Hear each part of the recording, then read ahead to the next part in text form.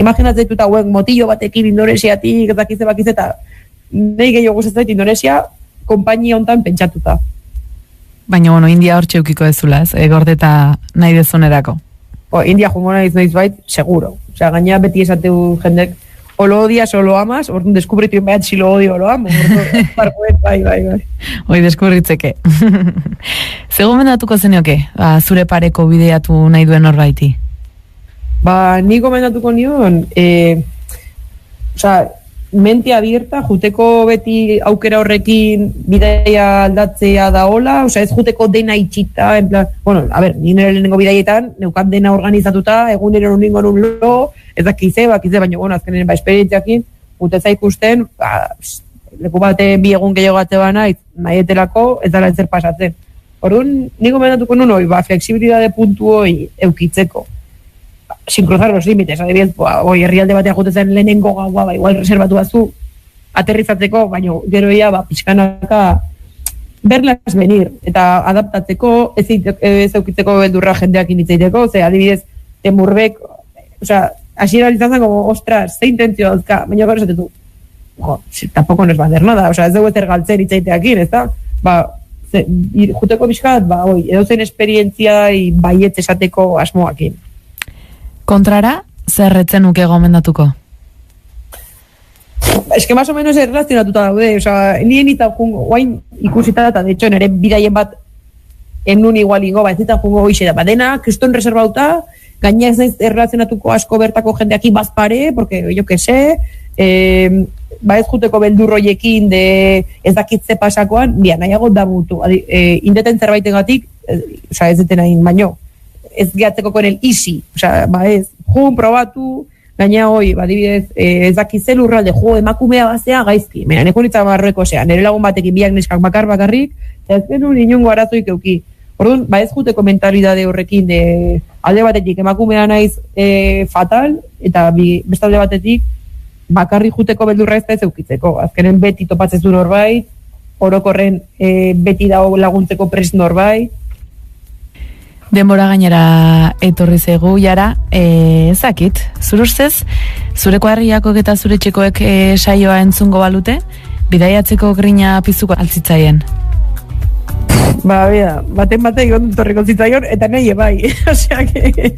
Espero, nik beti saiatzen naiz, venga, animatu, eta bidai bat iteren beti jartzet kuadriako WhatsAppen, gero ulertet, alde batetik pixkat, urten zehar, udaran 3 aste balin bauzkatzu porra, bikote bat balin baukatzu, ez bakize.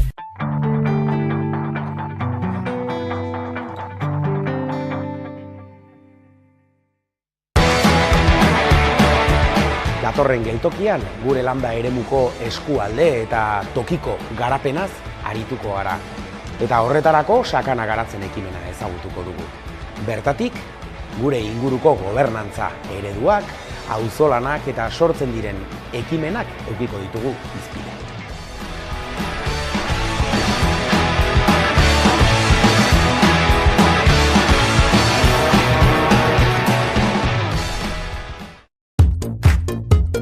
Fruta, teilapea, trastelekua, erradiadorea, frigigailua, toalla, tabikea, robota.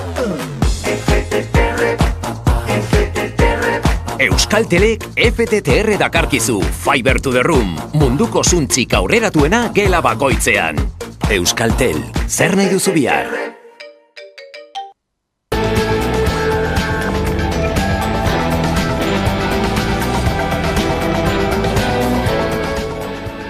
Euskalgintzaren kontseilua osatzen duten eragileen nagusien ordezkariek agerraldia egin dute gaur goizean Baionan. Korrika bukatu zen tokia Askatasun plaza hautatu dute 2025ko Euskaraldia hasteko zehazki urtebete falta dela probestuz hizkuntza politiketan eta euskararen erabileran jauzi egiteko bultzada herritar indartsua behar dela aldarrikatzeko.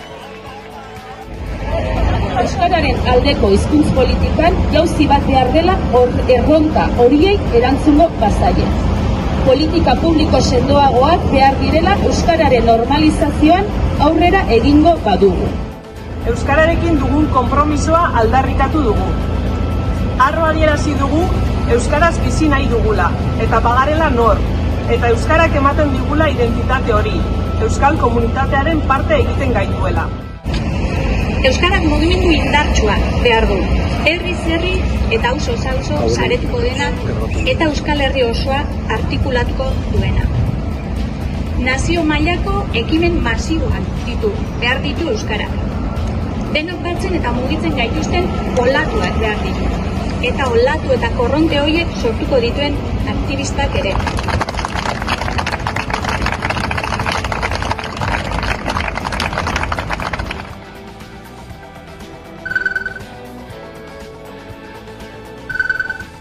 Arratsaldeon deizuela, Eusko Legebiltzarrerako hauteskundetatik 3 aste igaro diren honetan, EAJak eta PSek negoziazioetan dihardute, EH Bildu solasaldi horietatik kanpo utzita. Peio Otxandiano koalizioko hautagaiak behin baino gehiagotan adierazi du ez duela jeltzaleen deirik jaso. Gaur baina iragarri du aurre hartu eta Imanol Pradalesekin eta Eneko Anduezarekin harremanetan jarriko dela. Elkarlanerako momentua hau da. Hau da momentua herri proiektu sendo baten inguruko dialogo bat eta eztabaida bat eman dadin. Eta, egun batzuk galdu ditu, aste batzuk galdu ditu, baina oraindik denbora zaud, ez? Eta nik uste dut aukera daukagula horretarako. Eta horrek eskatuko luke, elkarrizketa batzuk martxan jartzea EAJaren, PSren, EH Bilduren eta Ezker Konfederalen artean. Ez duena balio da, gero, orain, EAJ eta PSren artean gobernu bateratu, gobernu programa bateratu, gure ustez hipoteka askorekin eta ate itxi asko aurkeztuko lituzken gobernu bat eratu, eta ondoren EH Bilduri eskatzea edo kasi exigitzea hipoteka horiek bere gain hartu ditzala. Ez du momentua hau dela, eta ordan kooperazioa aldarrikatzen da, guk kooperazioa aldarrikatu dugu kanpainan etengabe eta jarraitzen dugu esaten, kanpainan esan genuen gauza berdina. Arabako Probintzia Auzitegiak 14 urteko espetxe zigorra ezarri dio gizon bati alabari 8 urtez sexu erasoak egiteagatik. Neska adingabea zen, aitak sexu erasoak egin zizkion aldian, 6 urte zituenetik 14 urte bete arte egin zizkion sexu erasoak. Auzitegiak oharbidez adierazi duenez, bizilekuan egiten zizkion sexu erasoak erasotzailearen emaztea eta erasotuaren ama etxean ez zegoenean.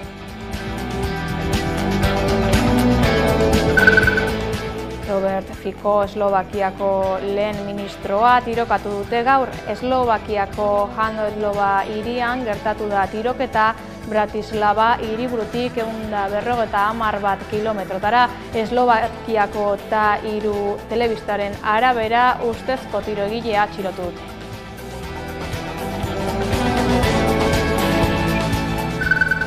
Palestinak Nakba ekarriko du gaur gogora, Gaza setiatuta dagoenean eta beste exodo behartu baten murgilduta, 76 urte bete dira Nakba hasi zela.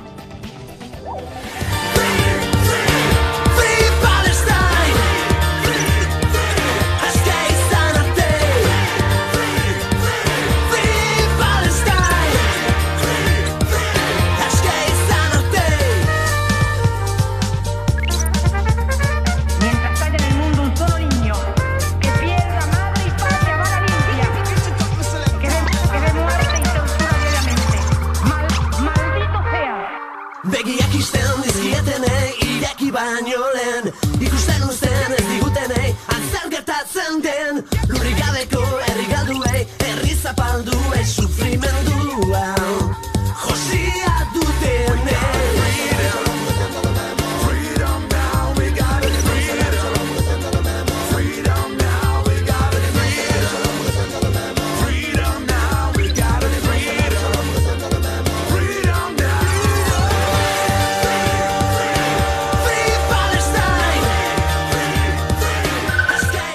Amnistiaren aldeko bigarren astea amaitu zen Euskal Herrian duela 57 urte. We are going to vote now to the Constitution.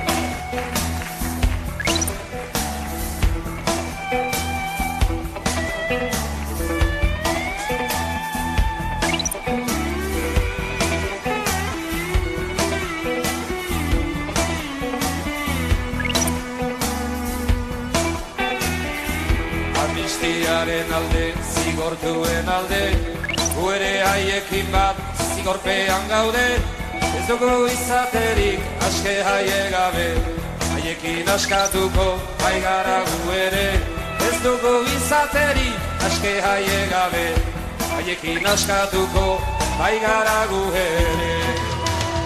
Amnistiaren deba, garaipen eguna, lortzen ari garena, lortuko duguna. Amnistiaren deba, garaipen eguna, lortzen ari garena, lortuko duguna.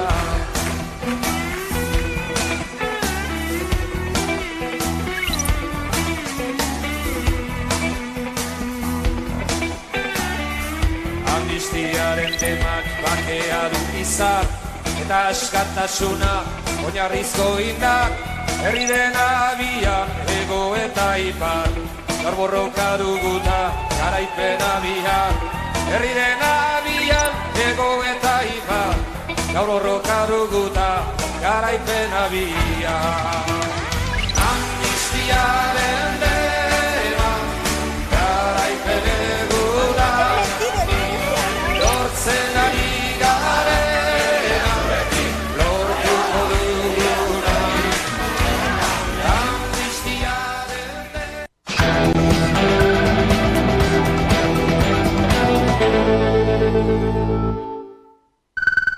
Kaixo eta ongi etorri Hamaika Telebistako albistegira euskalgintzari heldu zabiatuko gara. Agerraldi jendetsua egin dute euskalgintzako gizarte eragileek Baionan Euskal Herriko erakundei galdetzeko jauzi bat egin dezatela euskararen aldeko hizkuntza politika publikoetan. Bertan izan da Udane Arbeo lankidea. Euskalgintzaren ordezkaritza zabal bat Baionako askatasunaren plaza honetan batu da, zehazkia 2 hilabete igaro dira korrika bertan amaitu zenetik Euskal Herritar asko bertan izan ziren euskararen alde eginez eta bultzada hori jarraipena eman asmoz hizkuntza politiketan eta euskararen erabileran jauzi bat egitera deitu dute euskalgintzatik, hain justu euskaraldirako urtebete falta den honetan.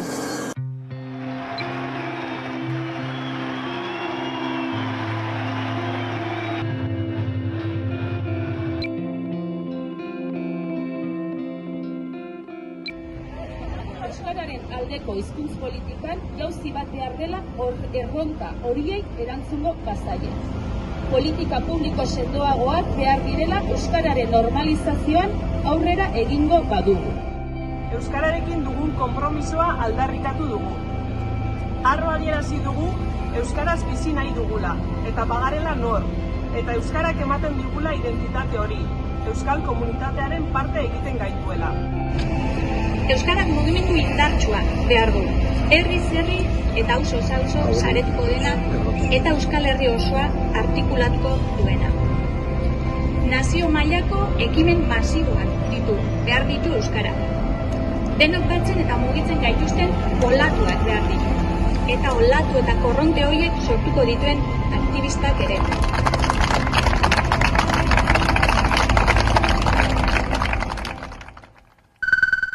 Euskalgintza gaiekin segiz azterketak euskaraz egiteko eskubidea aldarrikatuko dute Etxepare Lizeoko ikasleek Donostian. Laster azaldu duguzu gehiago Udane?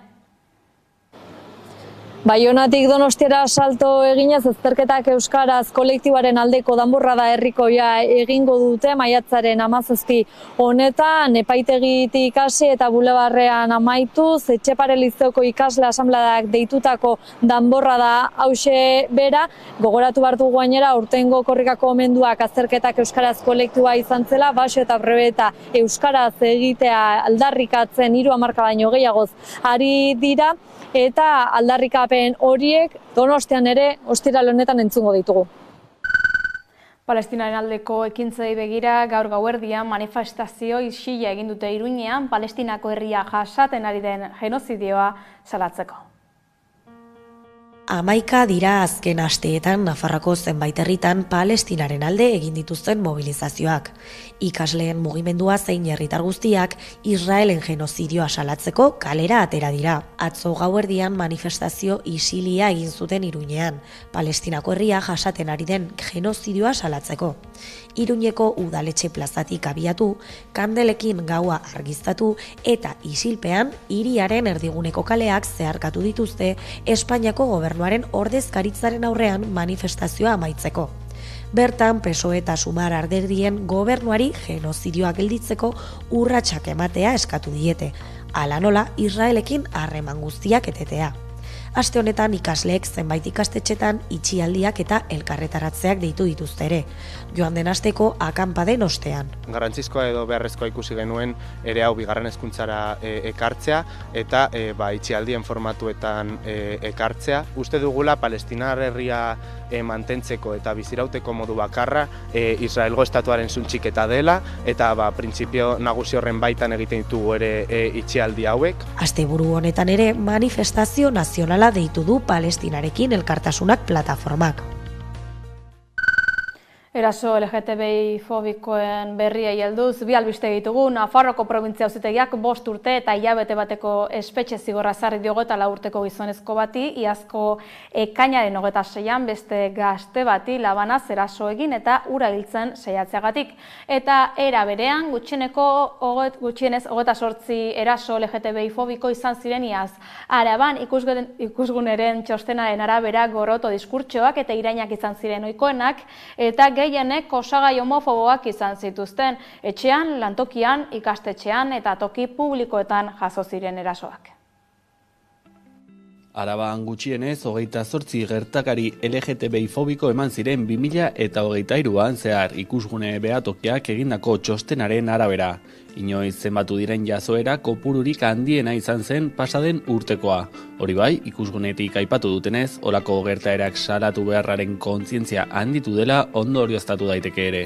Gertakari gehienak Gasteizen eman ziren, Ainanan, Lautadan, Aiaran eta Arabar Errioxan ere egondakoak jaso direlarik. Irainak, diskriminazioak, erasoak eta gorroto diskurtsoak izan ziren gertakari nabarmenenak, eta homofobia kasuak dira nagusi. Transfobiarekin lotutako jazoerak ere gora egin zuten, ikusgunetik kezkaz ikusten duten tendentzia baten seinale. Eremuei dagokionez, espazio publikoan gertatutakoak dira nagusi, etxean, lantokian eta eskola eremuetan emandakoak ere jaso direlarik. Aipatzekoa ere, erakunde publikoekin harremanak izaterakoan 2 kasu eman zirela. Gauzak horrela, inoiz erregistratutako gertakari LGTBI fobiko kopuru handiena jaso bada ere, datu hauek positibotasunetik bideratu behar direla adierazi du ikusgunek. Gasteiz, LGTBI pertsonentzat gero eta udalerri atseginagoa dela aipatu dute ere. Azken urteetan egin diren ekimenei esker segurtasuna eta ahalduntzea handitu direlarik. Bilboko Zorrotza auzoko Profersa enpresa behin-behinean ixtea agindu du Eusko Jaurlaritzak.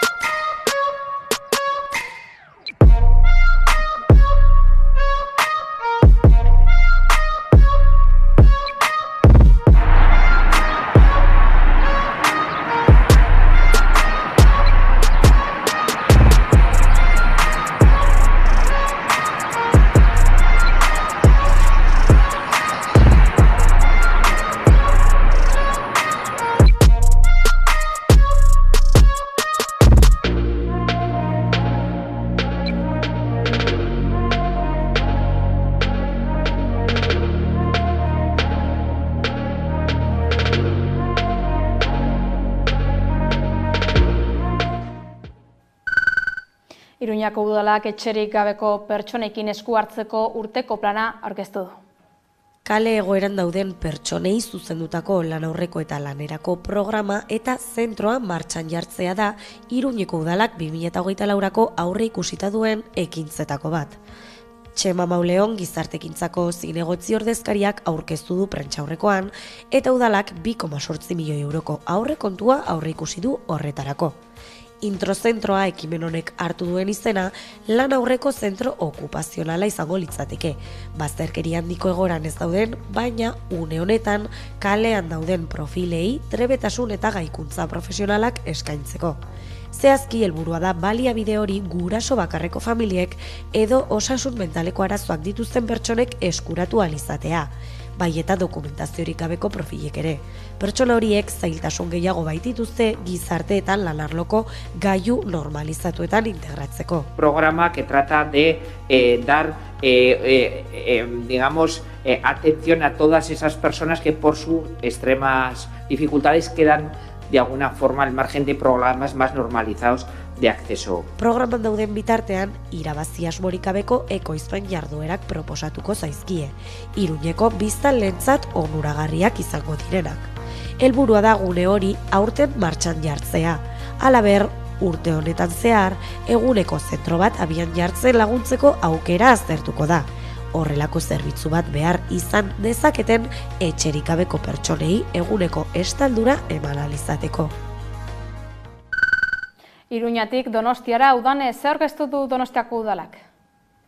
Azken urteotan zenbait sute izan dira Donostiako parte zaharrean eta udalak horri erantzun bat eman nahi asmoz, parte zaharreko arriskuen prebentziorako plana aurkeztu berri du, datuei begiratuz gero, gehienak etxebizitzetan izan dira eta gutxi batzuk ostalaritza eta beste zenbait establezimenduetan. Oraintxe bertan aurkeztutako plan honen bidez, formazioa jasoko dute herritarrek, informazioa helaraziko diete eta horrekin batera datuei jarraipen bat emango die udalak.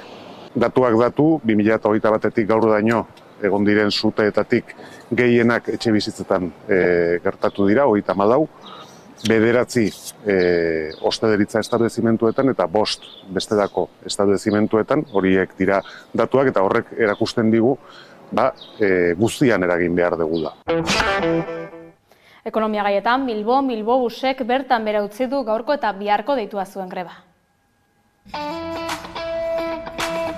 Bilbobus garraio publiko zerbitzuaren enpresak eta ordezkaritza sindikalaren gehiengoak aurre akordioa itxi dute eta horri esker langileek egiten ari diren greba mugagabea bertan behera utziko dute gutxienez maiatzak 16 arte. Orduan beharginek beraiek batzarrean erabakiko dute adostutakoa babestu ala ez. Enpresa batzordeko iturriek baieztatu dutenez, Bilbobuseko autobusen zerbitzuak normaltasuna berreskuratuko du maiatzak 16 dituenean. Lan baldintzei buruz lortutako aurre akordioaren ostean gutxienez maiatzaren 17 arte.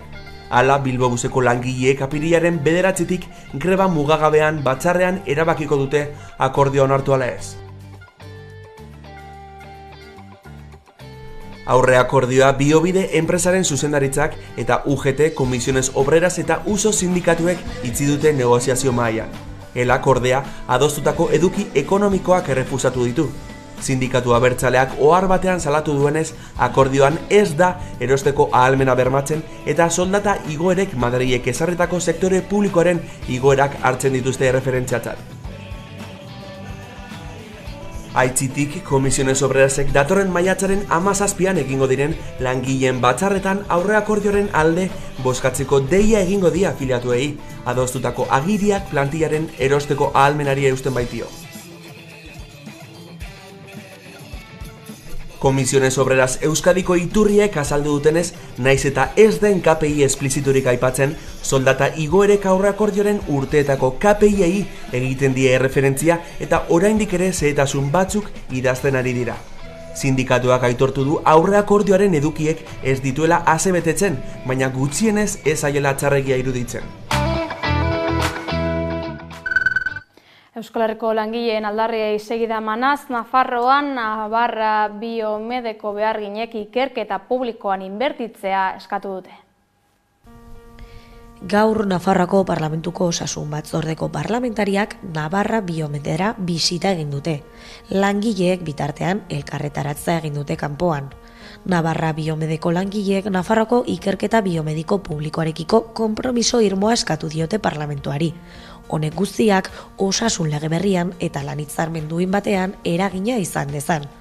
Labeko ilargiangulok oinarrizko ikerketa publikoa beharrezkoa dela argi utzi du. Orain osasun lege berria egingo da eta hor isladatu beharko zuten edo behar dute ikerketa publiko baten alden daudela. Eta hori ondo isladatzen baldin badute, zentro hau aurrera joango da, eta aldi berean, Miguel Servet Fundazio Publikoak jarraitu behar duela Nafarroan osasun ikerketa publikorako laguntza organoa izaten azpimarratu dute, erakunde berrien sorrerak saihestuz, gastu publiko gehiago ekiditeko. Lan-hitzarmenean baita ere bultzada bat egiteko, zegu azkenean biltzen gara zuzendaritzarekin, baina hori guzti hori pasa behar da patronatotik, eta patronatoa al final da Comisión de Salud.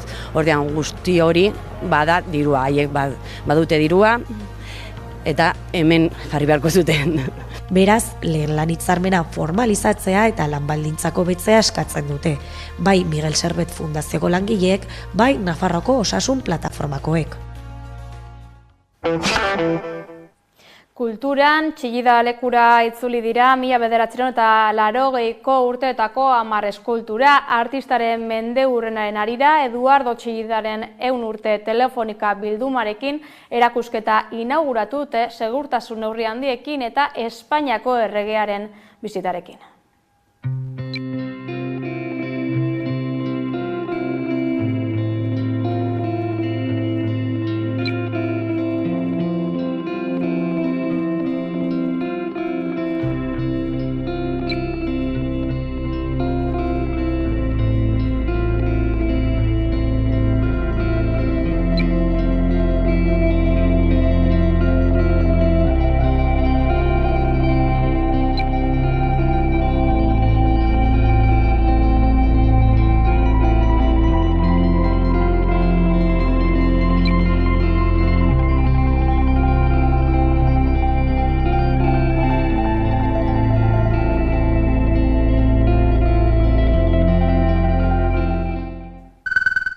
Zinema gaien inguruko berriak dakar beste behin alain errekondok ikusi.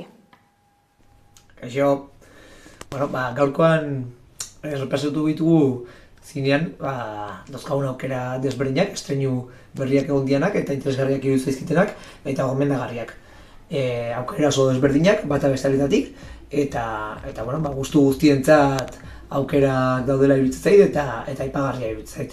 Adibidez, daukagu zinetan, Risuke Himaguchitan zuzendari japonearraren film berria, gazteleraz El mal no existe deitu dana, eta da zuzendari bat, batez ere lehengo urtean fama handia irabazi zuena Drive My Car filmarengatik, Oscar irabazi zuena gazteleraz, inglesez ez hitz egindako film hoberarengatik, eta badirudi film berri honekin baita ere proposamen interesgarri bat ekarri digula.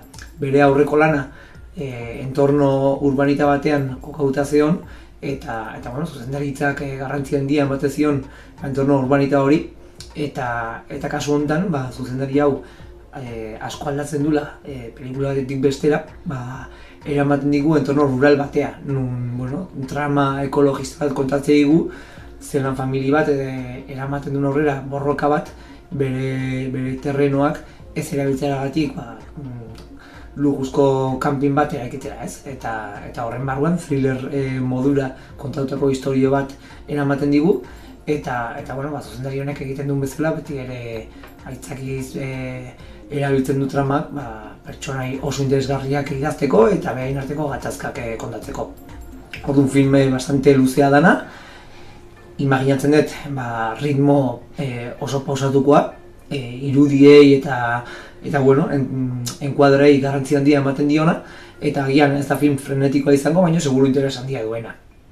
Beste alde batetik daukagu, esango nuke estilo oso desberdina duen beste proposamen bat, Challengers edo Rivales deituriko filma gazteleraz, Luca Guadagninoren film berria, berriro ere zuzendari bat prestigio handia irabazi duena berazkereko lanekin, eta kasu honetan Italiatik ekartzen digun filma.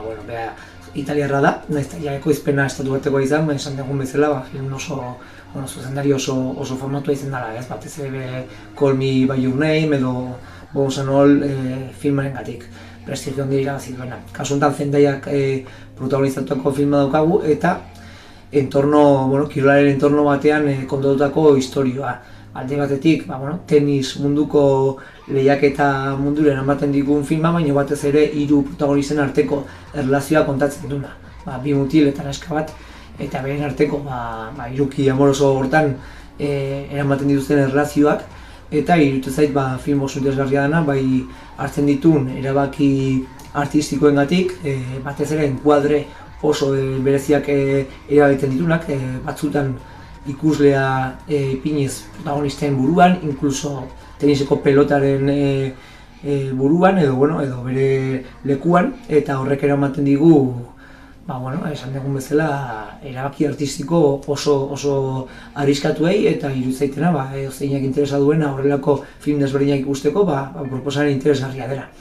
Eta azkeneko aipatu nahiko genuke La Casa deituriko film espainiarra, kasu honetan Paco Rocaren komiki baten oinarrituta da ona, eta debut bezala eramanduna zuzendariak filma egiturara, ez? Kasu honetan kontatzen dugu Valentziko familia bat, etxe bat eratzen duten 3 anai-arrebak, eta etxe horrekin zer egin erabaki behar dutena. Berriro ere entorno rural batean kokatutakoa, eta berriro ere kasu honetan lehenengo proposamenan bezala, ritmo oso pausatu batean, 3 pertsona desberdinetan artean eramaten diran konbertsazioak eta erlazio horiek seguruna oso identifikagarriak izango diren konflikto pertsonalak kontatu dugu filmak, eta irakurritako kritika guztietan aipatzen dugu bai interesgarria dena, komikia oso ondo adaptatzen duena, eta proposamen bat berriro ere seguru interesgarria. Eta bukatzeko, ostegun honetan Leidorreko zinefolumean, iruditzait beti bezala proposamen interesgarri bat daukagula, HTM Pusi deituriko film bat, Frantzitik datorrena, baina bere zuzendaria emakume magrebiarra dana, eta bere historia pertsonal baten oinarritutako historia kontatzen diguna. Bere gaztea zanen, inmigrantea zan estatu dautan, bortxaketa bat sufritu zuen, eta film honetan kontatzen digu 3 nesken arteko erlazioa, 3 jatorri desberdinekoak, bata saharauia, bestea arabiarra eta bestea Afrika beltzakoa, eta zelan Pariseko suburbio batean bizi edo almoduko bizitza eramaten dutena, eta horietako batek bortxaketa bat sufritzen duena, eta beste lagunak nola erlazionatzen duten egoera horri, ez? Berriro ere denuntzia sozial handia izango duen filma, eta seguru kontzientziak mugitzeko erabiliko duen historia izango dana. Orduan, horiek zirentan daukagun proposamenak eta denak proposamen interesgarriak. Zineman gabiltzala ezin aipatu gabe utzi Cannes Festivala, Frantziako zinemako emakumeen salaketekin hasi da 77. edizioa.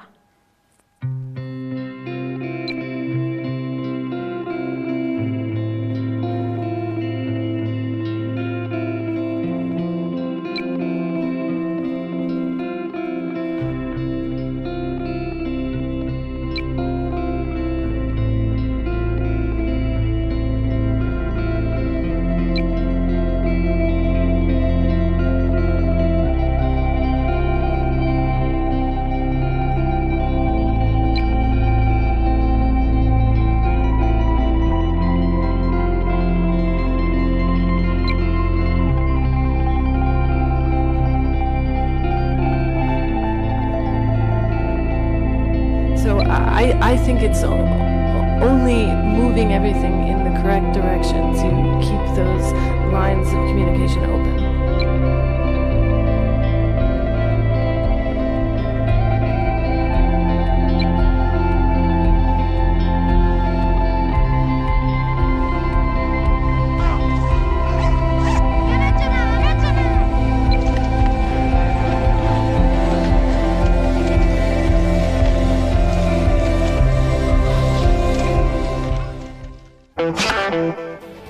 Besterik ez gure aldetik, laster gara bueltan albiste gehiagorekin ongi izan.